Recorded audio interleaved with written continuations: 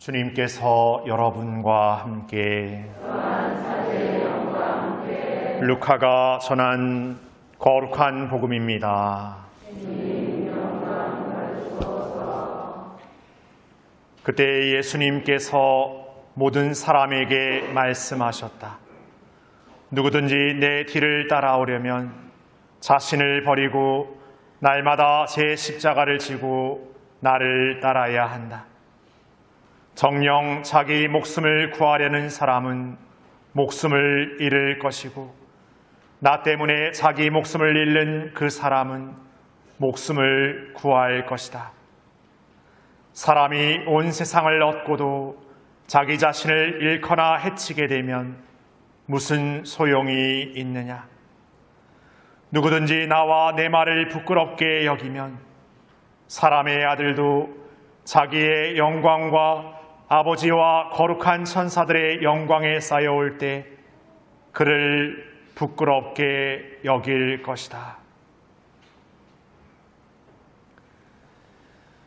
주님의 말씀입니다.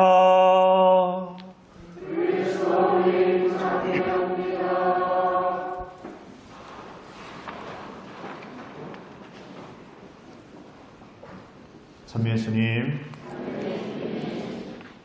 9월 순교자 성월이면서 오늘 특별히 한국의 순교 성인들을 기억하는 성 김대건 안드레아 사제, 성 정화상 바오로 그리고 동료 순교자들을 기억하는 대축일 미사로 봉헌하고 있습니다.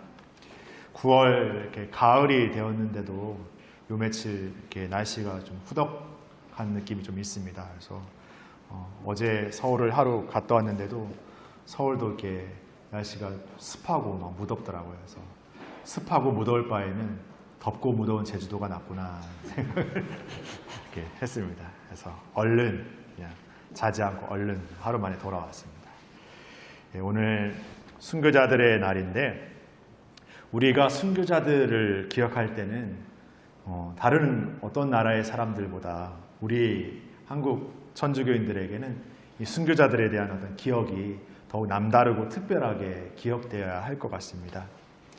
우리는 흔히 사회에서 생일이라든지 아니면 우리 신앙 안에서는 축일이라든지 그리고 결혼식이라든지 장례식이라든지 많은 어떤 여러 가지 이렇게 이벤트, 어떤 행사 아니면 어떤 기쁜 날들을 이렇게 기억하고 보내게 됩니다.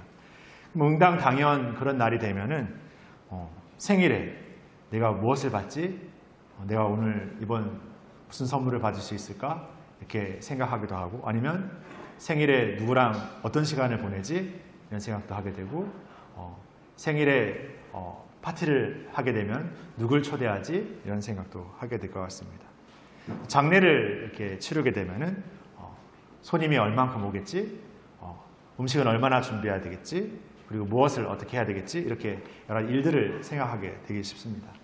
그러나 우리는 생일 혹은 장례, 우리 어떤 축일, 특별한 그 이벤트의 날 무언가를 준비하는 것만 생각하지 말고 또 무언가를 이렇게 치르는 것만 생각하기보다 생일이면 나의 탄생, 내가 세상에 난 그날을 한번 생각해 볼 수 있을 것 같습니다. 물론 우리가 태어난 날을 우리가 기억할 수는 없을 것입니다. 그러나 내가 태어남이 있다는 것은 바로 나를 낳아준 분이 있다는 것이죠. 나를 낳아준 부모님이 계시고 그리고 나를 길러준 부모님이 또 계십니다. 그런 분들의 마음과 그런 분들이 나를 세상에 이렇게 내어놓았을 때 그 첫 마음은 과연 어떤 것이었을까? 신앙으로 생각해 보면 하느님께서 당신의 모상으로 우리라는 인간의 존재를 세상에 창조하여 내셨을 때 어떤 마음이셨을까? 그 마음을 생각해 보고 싶습니다. 그래서 오히려 생일은 축하를 받기보다 나를 낳아주시고 길러주신 분들에 대한 감사를 드려야 되는 날이 아닌가 생각합니다. 장례도 물론 그렇습니다. 우리가 장례를 잘 치르고 손님을 잘 맞이하는 것도 중요하지만 돌아가신 분의 삶을 기억하고 돌아보신 분이 우리에게 남겨준 삶의 추억들과 기억들을 다시금 되새겨 보는 것이죠. 그리고 우리 신앙 안에서 축일은 바로 우리가 신앙의 세례를 받아서 하느님의 이름을 우리에게 새겨 넣습니다. 내가 처음 세례를 받았을 때 하나님으로부터 불리움을 받았을 때 그 마음을 생각해 보고자 합니다. 그리고 그 마음 안에서 살고자 했던 신앙의 삶을 다시 반추해 보고자 합니다.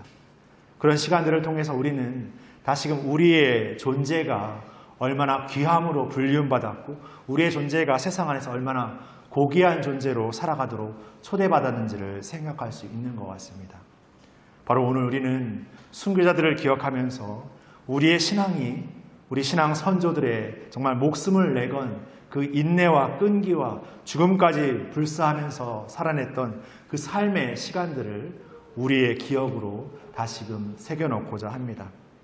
그들의 삶에서 그들의 신앙, 지금 우리가 살고 있는 이 신앙은 얼마나 귀하고 소중했길래 자신의 목숨까지 내어던지면서 그 신앙을 끝까지 증거할 수 있었는가? 우리와 같은 인간의 나약한 존재가 과연 목숨을 내걸 수 있을 만큼 증거할 신앙의 존재가 얼마나 고귀하고 소중하게 여겨졌는가? 오늘 복음에서 예수님께서 나 자신 때문에 목숨을 바치는 사람은 목숨을 얻을 것이라고 말하는데 나는 예수님을 위해서 목숨을 바칠 준비가 되어 있는가? 단지 신앙을 산다는 이유로 예수님을 위해서 목숨을 바쳐야 되는 그런 존재로 그냥 생각하고 있는 것은 아닌가? 그냥 해야 한다 하고 또 우리가 살아내야 된다고 주어지기 때문에 그 삶을 살아야 된다고 막연하게 생각하고 있는 것은 아닌가? 그래서 오히려 세상의 방식, 현실적인 내 삶의 것들이 주어질 때 오히려 그것에 더 목매달게 되고 거기에서 매어지게 되고 거기에 어떤 더 의지하게 되는 우리 자신이 되어버리는 것은 아닌가? 그러면서 뭔가 분리되고 이중적인 나의 삶의 태도 안에서 내 스스로를 자책하고 후회하고 있지는 않은가? 우리는 오늘 다시금 우리의 나약함과 부족함의 삶에도 불구하고 우리의 신앙을 자신의 목숨까지 내어던진 순교자들의 삶으로 나아가면서 우리의 삶에서도 우리의 현재적인 순교적인 삶을 새롭게 살아갈 수 있는 희망을 그들의 삶 안에서 찾아야 할 것입니다. 바로 그들이 느꼈던 신앙의 고귀한 가치와 의미를 오늘 우리의 삶에서 다시금 발견해야 할 것입니다. 하느님께서 우리를 사랑하셨고 우리를 사랑하시기 위해서 당신의 모든 것 전부를 내어주신 그 마음을 다시금 새겨야 할 것 같습니다. 그분께서 우리에게 모든 전적인 마음으로 사랑을 주셨기 때문에 우리는 그 사랑으로 누군가를 전적으로 사랑할 수 있습니다. 우리는 부모나 우리 형제나 우리가 함께 살아가는 어떤 이들로부터 받은 큰 사랑을 통해서 나의 사랑을 또 다른 이들에게 전할 수 있습니다. 만약 그 사랑이 온전하지 못했다면, 그 사랑이 조건적이었다면 우리도 우리의 삶에서 누군가를 사랑할 때 온전치 못하고 조건을 내건 사랑을 하기 십상입니다. 우리는 하느님으로부터 처음부터 우리가 나기 전부터 그 전적인 사랑을 선물로 받았고 그 전적인 사랑으로 창조되었으며 전적인 사랑으로 매일매일의 삶에서 은총으로 살아가도록 불륜받았기에 이제 우리의 삶의 인간적인 능력과 한계, 세상의 어떤 판단과 단정의 어떤 시선에서 우리의 존재를 거기에 재어놓는 것이 아니라 우리가 가진 그 고귀함을 가지고 우리가 가진 그 존재의 소중함을 갖고 이 세상의 삶에서도 그 고귀함을 잃지 않는 새로운 순교의 삶을 살아야 할 것입니다. 바로 오늘 우리는 그 하느님의 전적인 사랑을 받는 아주 소중하고 고귀한 존재로서 우리의 신앙 선조들이 목숨을 내어던진 지켜낸 신앙을 바로 우리의 삶으로 살고 있음을 기억해야 할 것입니다. 우리는 소소하고 그냥 그저 그런 존재가 아니라 바로 순교자들의 후예이며 순교의 정신을 우리의 신앙의 삶에서 결코 잃지 않는 등불처럼 살아내는 삶으로서 우리의 어둠을 비춰나가야 할 것입니다. 그렇게 우리의 모든 것, 그 어떤 것은 하느님의 사랑에서 떼어놓을 수 없을 것이라고 고백하는 바울의 사도의 고백처럼 우리도 우리의 삶에서 이 신앙의 삶의 소중함과 그 기쁨이 다른 세상의 그 어떤 것에서 떼어놓을 수 없는 가장 고귀하고 소중한 신앙임을 생각하면서 우리의 삶에서 다시금 용기 내어 살아갔으면 좋겠습니다. 내가 먼저 더 사랑하고 내가 먼저 더 용서하면서 더 우리의 삶의 순교의 삶을 더 기쁘게 살아가는 우리 모두가 되었으면 좋겠습니다. 그리고 우리의 신앙 선조 순교자들이 남겨주신 이 신앙에 감사드리면서 그들에 대한 감사와 그들의 전부를 청하면서 오늘 우리의 신앙에서 더욱 용기 있고 담대하게 걸어나가는 우리 모두가 되었으면 좋겠습니다. 잠시 묵상하시겠습니다.